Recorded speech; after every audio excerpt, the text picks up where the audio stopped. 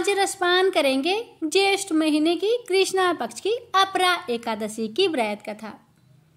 भक्तों, ज्येष्ठ मास के कृष्णा पक्ष की एकादशी को अपरा अथवा अचला एकादशी कहा जाता है। इस दिन भगवान त्रिविक्रम की पूजा की जाती है। इसके करने से कृति, पुण्य तथा धन की वृद्धि होती है तथा भूत प्रेत जैसे निकृष्ट योनियों से मुक्ति मिलती है। जहाँ तक व्रत के विधि विधान और फलहार का प्रश्न है, सभी एकादशियों के समान है। भक्तों, श्री युधिष्ठिर बोले, हे भगवान, ज्येष्ठ मास की कृष्णा पक्ष की एकादशी का क्या नाम है तथा उसका महत्व क्या है, सो कृपा करके कहिए। श्री कृष्ण भगवान बोले कि हे राजन, ज्येष्ठ मास के कृष्णा पक्ष की एकादशी का नाम अपरा है, क्योंकि यह अपार धन देने वाली है। यह पुण्य को देने वाली और पापों को नष्ट करने वाली है। जो मनुष्य इस एकादशी का व्रत करते हैं, उनको लोक में प्रसिद्धि होती है। अपरा एकादशी की व्रत के प्रभाव से ब्रह्म हत्या, भूत योनि, दूसरे की निंदा आदि के पाप नष्ट हो जाते हैं। इसके व्रत से पर स्त्री के साथ भोग करने वाले के पाप नष्ट हो जाते हैं। झूठी गवाही, असत्य भाषण, झूठा वेद पढ़ना, झूठा शास्त्र बनाना, ज्योतिषी, झूठा वैद आदि सब के पाप अपरा एकादशी के व्रत से नष्ट हो जाते हैं। जो क्षत्रिय युद्ध क्षेत्र से भाग जाए वे तो नरक को जाते हैं, परंतु अपरा एकादशी को व्रत करने से उन्हें स्वर्ग की प्राप्ति होती है। जो शिष्य गुरु से विद्या ग्रहण करते हैं परंतु बाद में उनकी निंदा करते हैं, तो वह अवश्य ही नरक में जाते हैं। वह भी अपरा का व्रत करने से स्वर्ग को चले जाते हैं। भक्तों, जो फल तीनों पुष्करों में स्नान करने से या कार्तिक मास में स्नान करने से अथवा गंगा जी के तट पर पितरों को पिंडदान करने से मिलती है, वह फल अपरा एकादशी का व्रत करने से मिलता है। सिंह राशि वालों को बृहस्पति के दिन गोमती में स्नान करने से, कुंभ में श्री केदारनाथ जी के दर्शन करने से तथा बद्रिकाश्रम में रहने तथा सूर्य चंद्र ग्रहण में कुरुक्षेत्र में स्नान करने से जो फल मिलता है, वही फल अपरा एकादशी की व्रत के बराबर है। हाथी घोड़े के दान से तथा यज्ञ में स्वर्ण दान से जो फल मिलता है, वह फल अपरा के व्रत के फल के बराबर है। हालांकि ब्याही हुई गौ व भूमि या स्वर्ण के दान का फल भी इसके फल के बराबर होता है। यह व्रत पाप रूपी अंधकार के लिए सूर्य के समान है। अतः मनुष्य को एकादशी का व्रत अवश्य करना चाहिए। यह व्रत सब व्रतों में श्रेष्ठ है। अपरा एकादशी के दिन भक्ति पूर्वक भगवान श्री हरि का पूजन करना चाहिए, जिससे अंत में विष्णु पद की प्राप्ति होती है। हे राजन, मैंने यह अपरा एकादशी की कथा लोक हित के लिए कही है। इसके पढ़ने व सुनने से समस्त पाप नष्ट हो जाते हैं। प्रेम से बोलिए हरे कृष्ण। ओम नमो भगवते वासुदेवाय। प्राचीन काल में रुकमांद नामक एक राजा थे। भगवान विष्णु की आराधना ही उनका जीवन था। वे चराचर जगत में अपने आराध्य भगवान के दर्शन करते तथा पद्मनाभ भगवान की सेवा की भावना से ही अपने राज्य का संचालन करते थे। वे सभी प्राणियों के प्रति क्षमा भाव रखते थे। राजा रुकमांद ने अपने जीवन में अपनी समस्त प्रजा एवं परिवार सहित एकादशी व्रत के अनुष्ठान का नियम धारण कर रखा था। एकादशी के दिन राज्य की ओर से घोषणा होती थी कि आज एकादशी के दिन 8 वर्ष से अधिक और 25 वर्ष से कम आयु वाला जो भी मनुष्य अन्न खाएगा वह राजा की ओर से दंडनीय होगा। एकादशी के दिन सभी लोग गंगा स्नान एवं दान पुण्य करते थे। राजा के धर्म की ध्वजा सर्वत्र फहराने लगी। धर्म के प्रभाव से प्रजा सर्वथा सुखी एवं समृद्ध थी। राजा रुकमांद का गृहस्थ जीवन पूर्ण रूप से सुखमयी था। वे पीतांबरधारी भगवान श्री हरि की आराधना करते हुए मनुष्य लोक के उत्तम भोग भोग रहे थे। उनकी पतिव्रता पत्नी संध्यावली साक्षात भगवती लक्ष्मी का दूसरा रूप थी। वह सभी दृष्टि से पति का सुख संपादन करने में आदित्य थी। पति का सुख ही रानी संध्यावली का जीवन था। पति की सेवा वह अपने हाथों से करती थी। का पुत्र धर्मागत गुणों में अपने पिता के अनुरूप ही था। उसकी भी बुद्धि भगवान श्री हरि की चरणों में लग गई थी। वह अपने माता पिता का आज्ञाकारी था।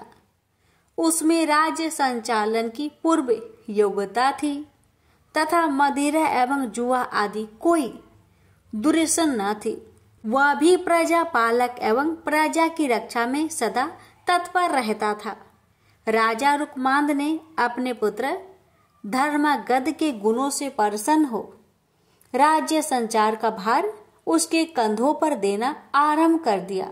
श्री विष्णु जी की आराधना एवं एकादशी व्रत के प्रभाव से राजा से समस्त प्रजा सुखी थी।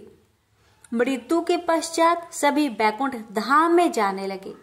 नरक के द्वार तक कोई नहीं जाता था। संपूर्ण नरक सूना हो गया।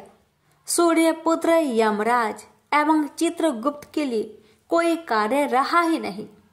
जब सभी प्रजाजन बैकुंठ जाने लगे तब यमराज किन्हें दंड दे और चित्रगुप्त किनके कार्य का हिसाब रखे। अंत में ब्रह्मा जी की सभा में पहुंचे।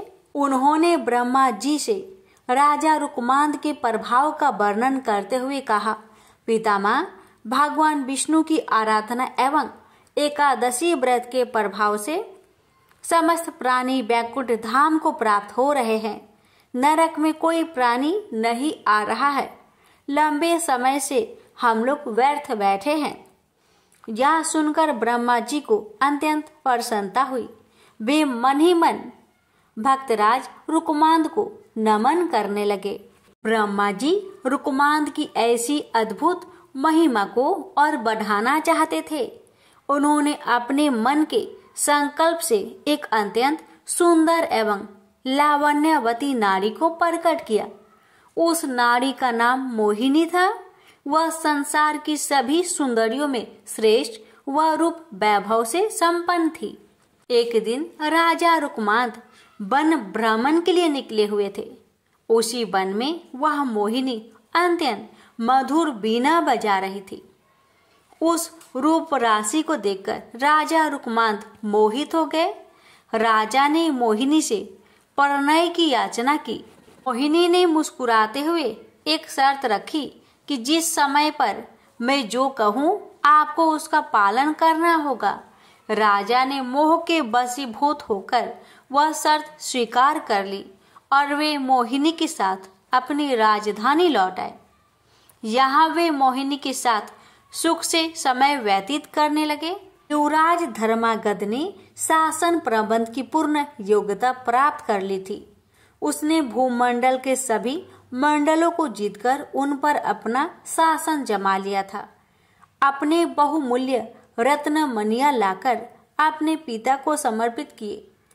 धर्मागद के सुशासन से प्रसन्न होकर रुकमांद ने अपनी संपूर्ण शासन व्यवस्था उसे सौंप दी। योग कन्या से धर्मागद का विधि पूर्वक विवाह हुआ। ब्रह्मा जी ने मोहिनी को राजा रुकमांद की परीक्षा के लिए ही भेजा था। सुखपूर्वक बहुत समय व्यतीत होने पर एक दिन वह अवसर आ उपस्थित हुआ। रुकमांद का एकादशी व्रत निर्विघ्न चल रहा था।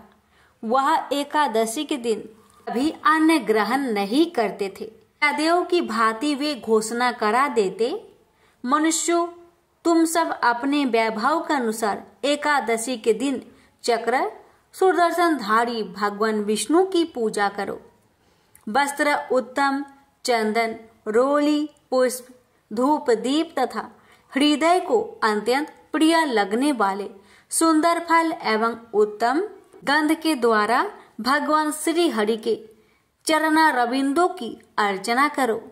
जो भगवान विष्णु का लोक प्रदान करने वाले मेरे इस धर्म सम्मत वचन का पालन नहीं करेगा, निश्चित ही उसे कठोर दंड दिया जाएगा। एक दिन मोहिनी अपने पति रुकमांद से एकादशी के दिन अन्न खाने के लिए आग्रह करने लगी।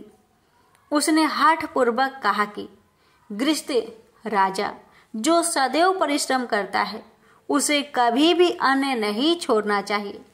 राजा ने मोहिनी को बहुत समझाया।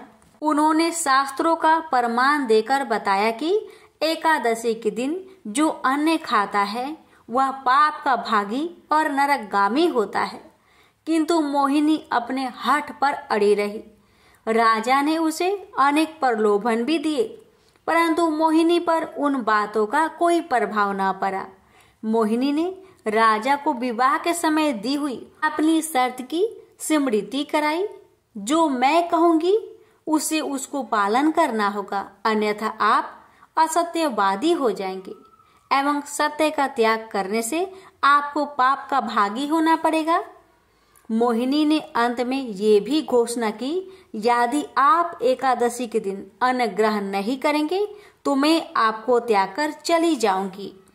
रुकमांद ने मोहिनी को पुनः समझाते हुए पुराणों का प्रमाण किया और कहा कि पुराणों में स्थान स्थान पर यह घोषणा की गई है कि एकादशी पर भोजन नहीं करना चाहिए, परंतु मोहिनी अपने निश्चय पर अटल रही।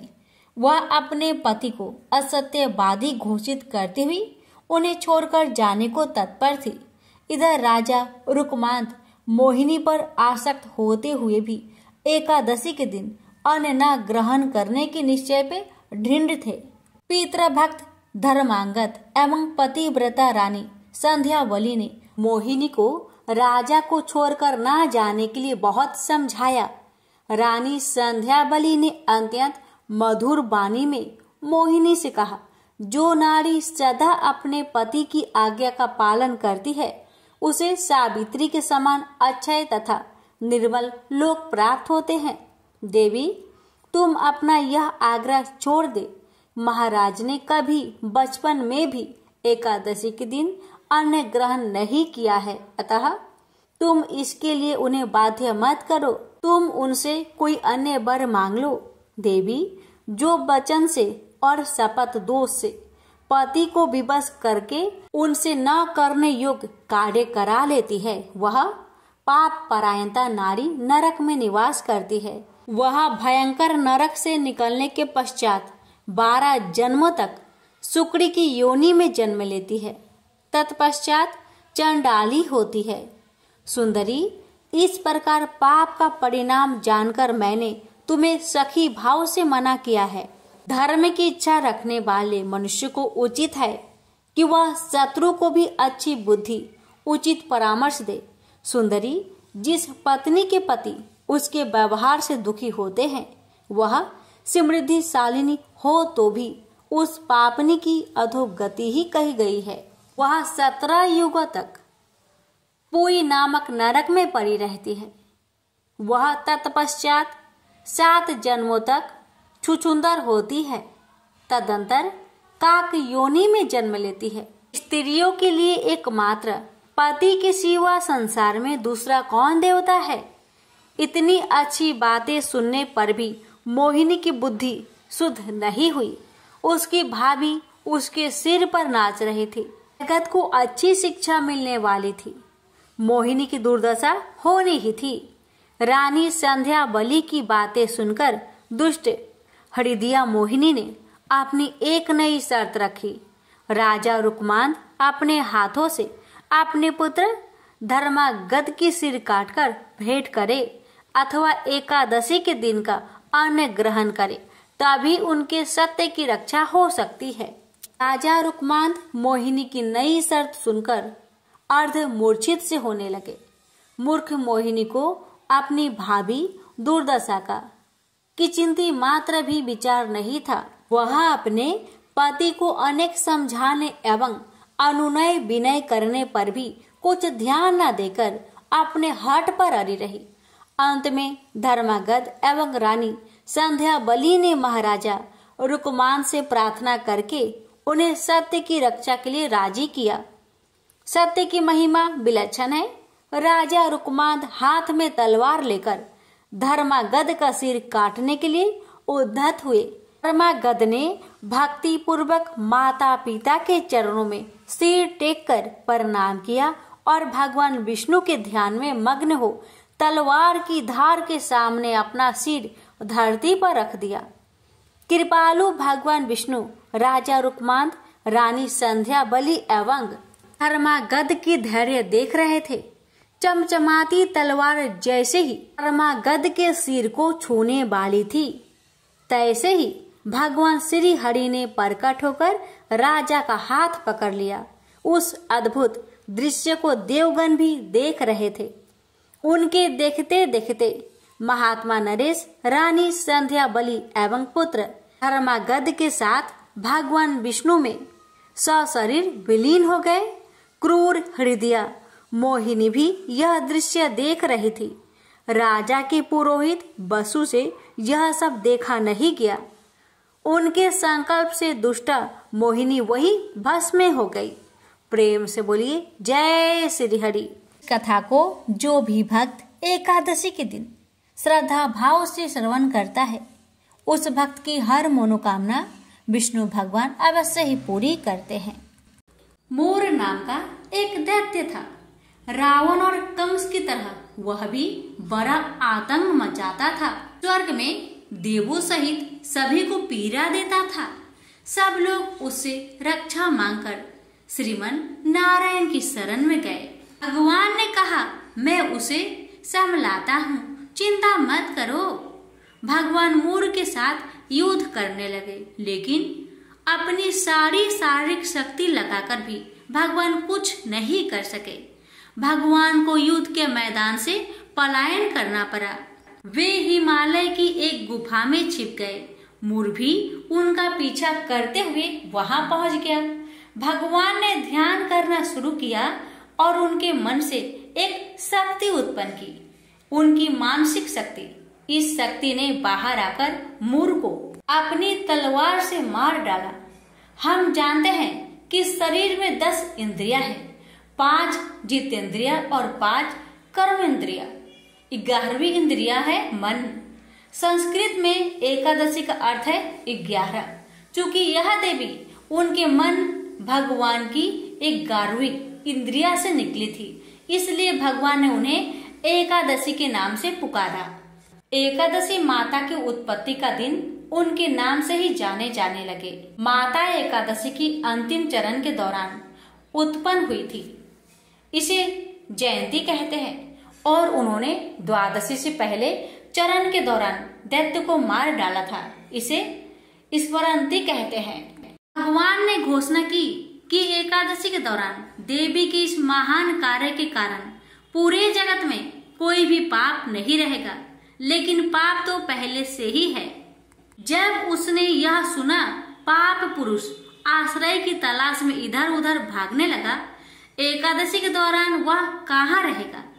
वह जहाँ भी गया, सभी ने उसे आश्रय देने से इनकार कर दिया। अंत में अन्न भोजन एकादशी के दौरान उसे आश्रय देने के लिए सहमत हुआ।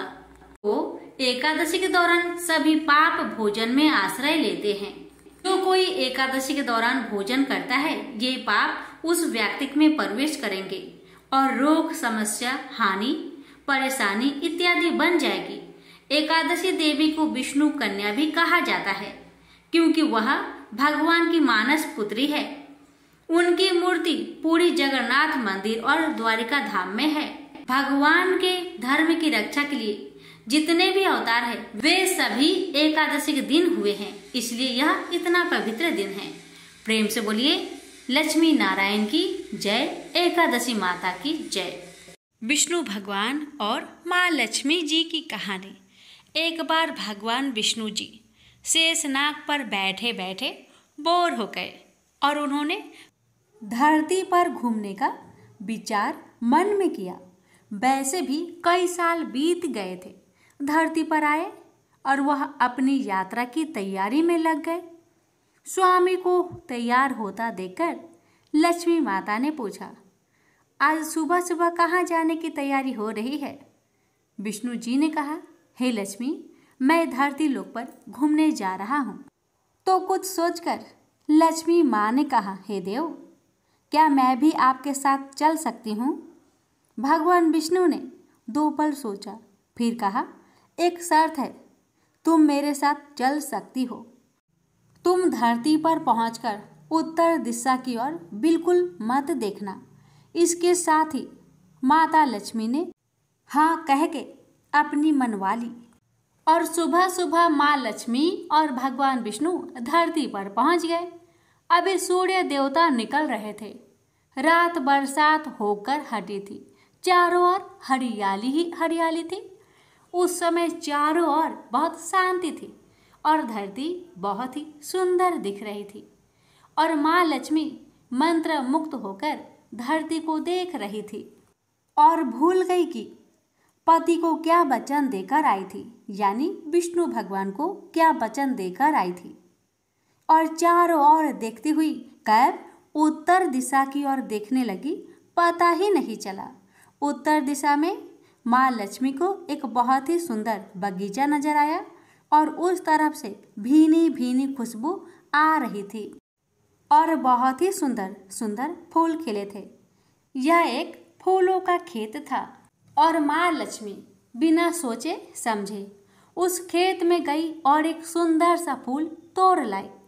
लेकिन यह क्या, जब माँ लक्ष्मी भगवान विष्णु के पास वापस आई तो भगवान विष्णु की आंखों में आंसू थे और भगवान विष्णु ने माँ लक्ष्मी को कहा कि कभी भी किसी से बिना पूछे उसका कुछ भी नहीं लेना चाहिए और साथ ही अपना वचन भी याद दिलाया।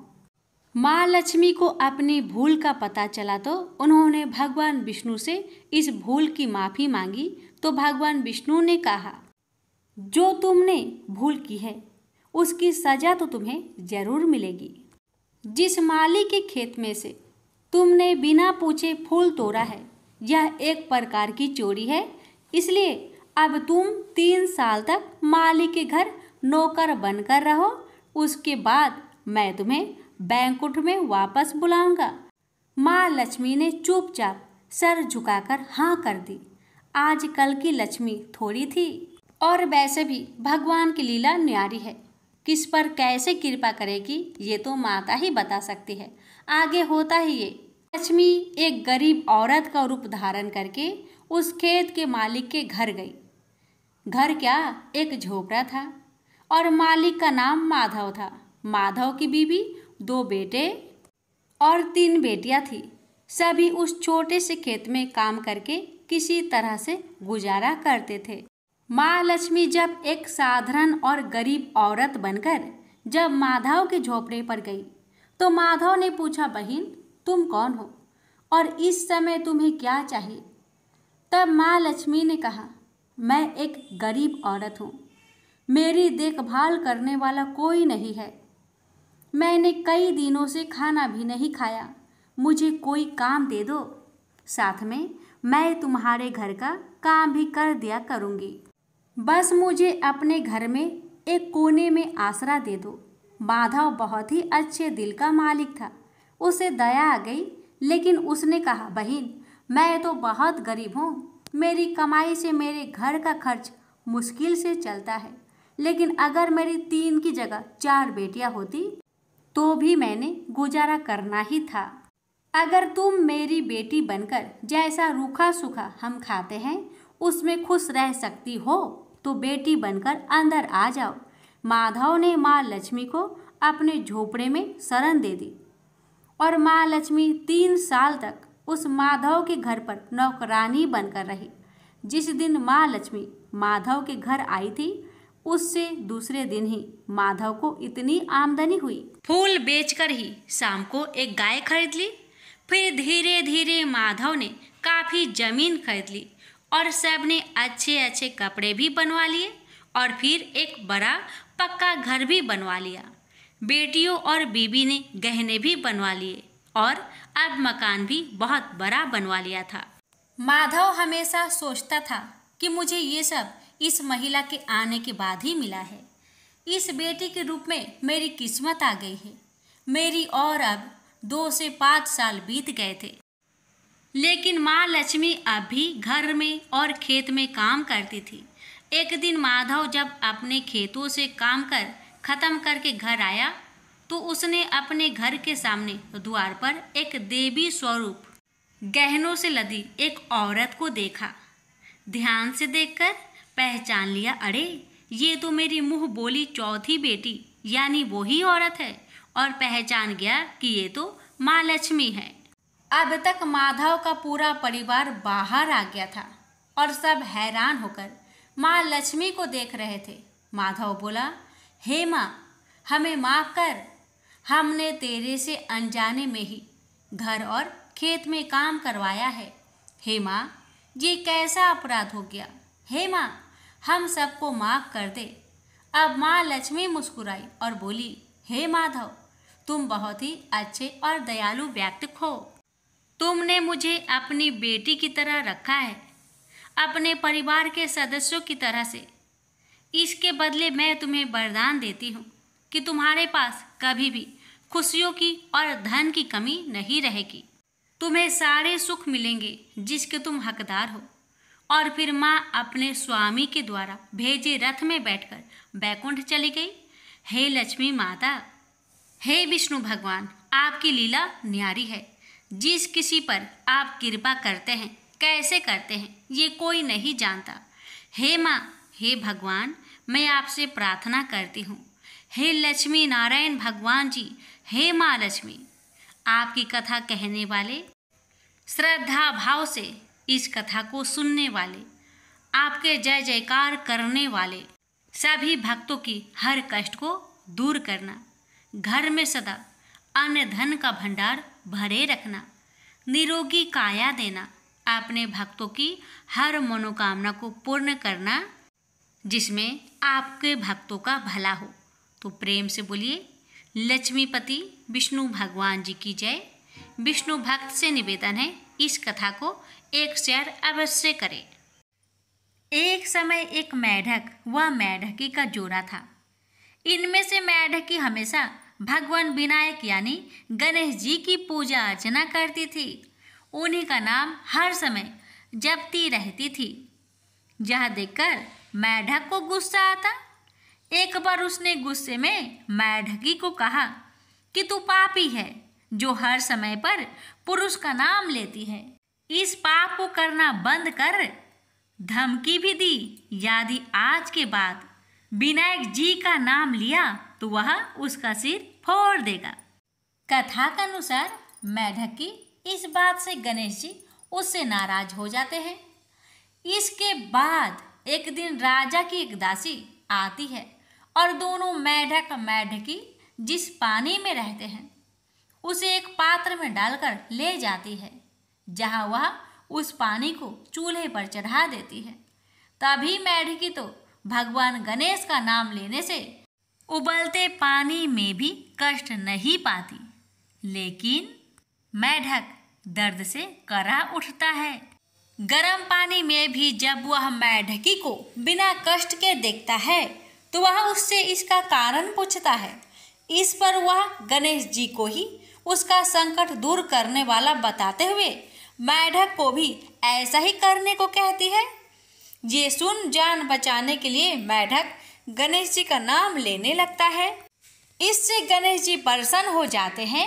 कुछ देर में ही 2 सांड लड़ते हुए वहां पहुंचते हैं और चूल्हे पर चढ़े पानी के पात्र को गिरा देते हैं, जिससे मेढक व मेढकी दोनों उस संकट से मुक्त होकर नदी की पाल में गिर जाते हैं। कथा के अंत में सबके साथ ये कहा जाता है कि गणेश जी महाराज ने जिस तरह मेढक व मेढकी का संकट दूर किया, वैसे ही वे सबका कष्ट दूर करें।